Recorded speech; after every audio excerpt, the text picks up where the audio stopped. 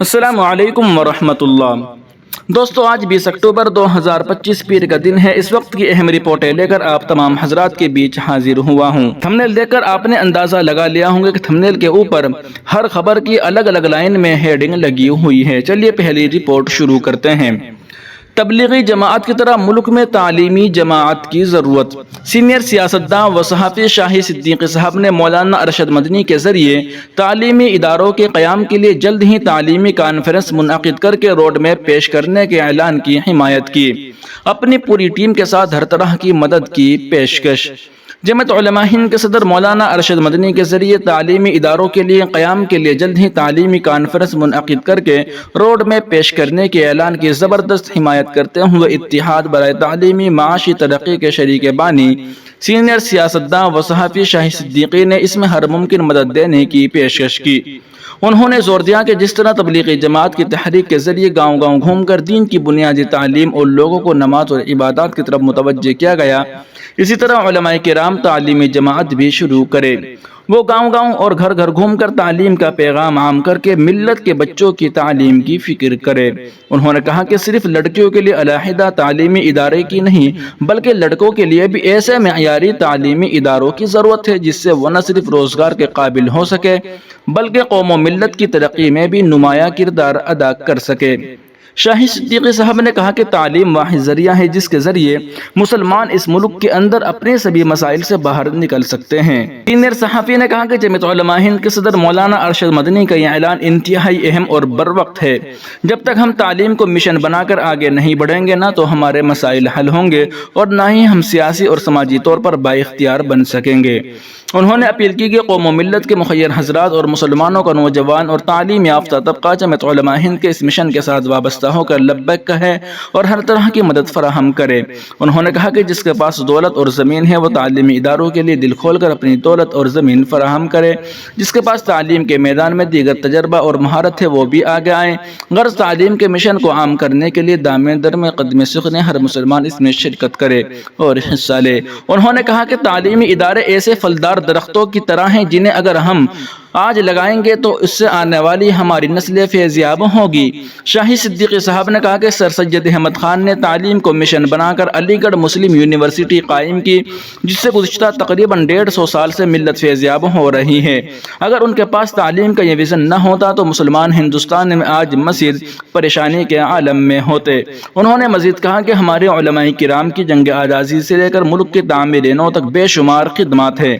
اب انہیں تعلیم کو عام کرنے کی ذمہ داری بھی اٹھانی چاہیے۔ انہوں نے زور دیا کہ علماء کرام کھیل کے میدان میں بھی ہمارے نوجوانوں کو تیار کرے کیونکہ اگر ایک کھلاڑی بھی ملک کی نمائندگی کے لیے تیار ہو گیا تو وہ ہمارا سفیر بن جائے گا۔ اس سے پوری کمیونٹی پر بہت مثبت اثرات مرتب ہوں گے۔ وہیں دوسری جانب جمعیت علماء ہند کی طرف سے بہت بڑا اعلان آیا ہے۔ آپ تمام حضرات سے درخواست ہے کہ اس ویڈیو کو تمام دوستو احباب کے پاس شیئر ضرور فرمائیے گا، اس اعلان کو سماعت فرما لیجیے گا۔ جمعیت علماء ہند کے زیر اہتمام نئی دہلی میں وقف رجسٹریشن کے لیے ہیلپ ڈیسک قائم۔ امید پورٹل پر رجسٹریشن سے متعلق ناظم عمومی جمعیت علماء ہند کی اہم اپیل۔ نئی دہلی 20 اکتوبر 2025۔ جمعیت علماء ہند کے جنرل سیکرٹری مولانا محمد حکیم الدین صاحب نے اس امر پر زور دیا کہ وقف ترمیمی ایکٹ 2025 کے مطابق جو اوقاف رجسٹرڈ ہیں ان کی تفصیلات دفعہ 3B کے مطابق امید پورٹل پر اپلوڈ کرنا ضروری قرار دیا گیا ہے۔ سپریم کورٹ نے اپنے عارضی فیصلے میں بھی اس پر کوئی روک نہیں لگائی ہے، لہٰذا یہ عمل 5 دسمبر 2025 سے قبل لازمی طور پر مکمل کیا جانا ہے۔ ایسی صورت میں جمعیت علماء ہند اپنی تمام اکائیوں، دینی و سماجی اداروں، ائمہ مساجد، متولیان اوقاف اور علماء کرام سے پرزور اپیل کرتی ہے: نمبر 1، اپنے علاقوں میں موجود تمام رجسٹرڈ اوقاف کی تفصیلات امید پورٹل پر فوراً اپلوڈ کرانے سے متعلق بیداری پیدا کرے۔ باہمی تعاون کے لیے وقف ہیلپ ڈیسک برائے امید پورٹل رجسٹریشن قائم کرے۔ نمبر 2، بالخصوص مساجد، مدارس، قبرستان، خانقاہ، درگاہ کے متولیان بلا تاخیر لازمی تفصیلات جمع کر کے امید پورٹل پر اپلوڈ کرے۔ اگر یہ عمل بروقت نہ کیا گیا تو اوقاف کی ایسی جائیدادوں کی قانونی حیثیت متاثر ہو سکتی ہے۔ اس سلسلے میں مرکز دفتر جمعیت علماء ہند نئی دہلی میں بھی ایک ہیلپ ڈیسک قائم کیا گیا ہے۔ وقف کے اندراج کے سلسلے میں کسی بھی تعاون کے لیے ہیلپ ڈیسک کے ان نمبروں پر رابطہ کرے: 7409856082 اور دوسرا نمبر ہے 967067 2842۔ اس کے علاوہ جمعیت علماء ہند کی طرف سے مغربی یوپی میں جلد مزید ہیلپ ڈیسک قائم کیے جائیں گے۔ دوستو یہ اعلان تھا جمعیت علماء ہند کی جانب سے۔ وہیں دوسری جانب مولانا محمود مدنی کی مسلمانوں سے اپیل، تعلیم میں سرمایہ کاری کرے، شادیوں کو سادہ بنائے۔ جمعیت علماء ہند کے صدر مولانا محمود مدنی نے بھارت کے مسلمانوں سے پرزور اپیل کی ہے کہ وہ آئندہ 20 برسوں تک اپنی توانائیاں اور وسائل تعلیم پر صرف کرے اور اسراف کی شادیوں سے اجتناب کرے۔ انہوں نے اپنے موقف کو دہراتے ہوئے کہا کہ مسلمانوں کی ترقی کا واحد راستہ یہی ہے کہ پوری یکسوئی کے ساتھ تعلیم کو اولین ترجیح دی جائے۔ آواز دی وائس کے editor in chief Atir Khan کو دیے گئے ایک خصوصی انٹرویو میں مولانا محمود مدنی نے کہا کہ اگرچہ ہندوستان کے مسلمان کئی میدانوں میں آگے بڑھے ہیں لیکن اصل منزل ابھی باقی ہے۔ ہر بچے کا اسکول جانا اور تعلیم کی حقیقی قدر و منزلت کا عام ہونا وقت کی سب سے بڑی ضرورت ہے۔ یہ امر بھی قابل ذکر ہے کہ جمعیت علماء ہند نے مذہب کی بنیاد پر ہندوستان کی تقسیم کی سخت مخالفت کی تھی۔ علماء کی سب سے بڑی جماعت ہونے کے ناطے اس کا پاکستان کے قیام کی تائید نہ کرنا دو قومی نظریے کے لیے ایک بڑا دھچکا تھا۔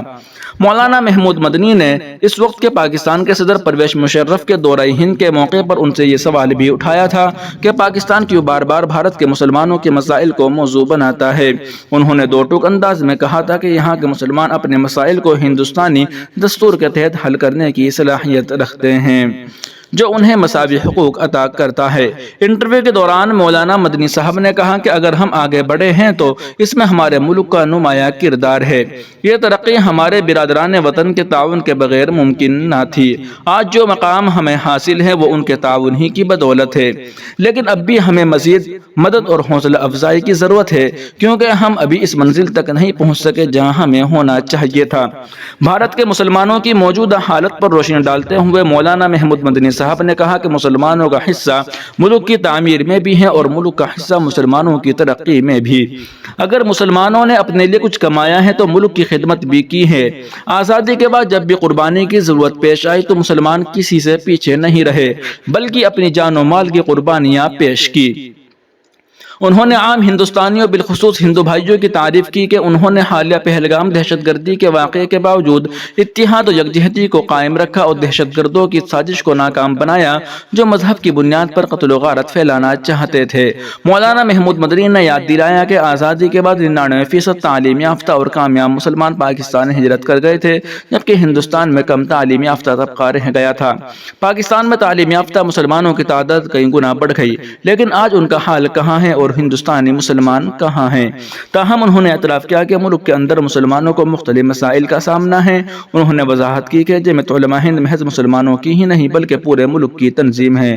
ان کے مطابق اگر ملک کی 10 سب سے بااثر تنظیموں کی فہرست تیار کی جائے تو ہندوستانی علماء کی جماعت اس میں لازماً شامل ہوگی کیونکہ مسلمانوں کی نمائندہ تنظیموں کی ذمہ داری صرف مسلمانوں کی وکالت کرنا ہی نہیں بلکہ ان کی عملی دیکھ بھال بھی ہے۔ آخر میں مولانا محمود مدنی نے آسام کے وزیر اعلیٰ ہیمنت بسوا سرما کے رویے پر افسوس کا اظہار کیا اور کہا کہ ان کا رویہ مسلمانوں کے ساتھ امتیازی اور توہین آمیز ہے جو کسی بھی طور پر قابل قبول نہیں ہے۔ ناظرین و سامعین، ان اہم رپورٹوں کا آپ سن اور دیکھ رہے تھے ماذن اسلام یوٹیوب چینل پر۔ تمام تازہ ترین اپڈیٹ حاصل کرنے کے لیے بھی ویڈیو کے نیچے سبسکرائب والے آپشن پر کلک کر کے اس چینل کو سبسکرائب ضرور کر لیجیے گا۔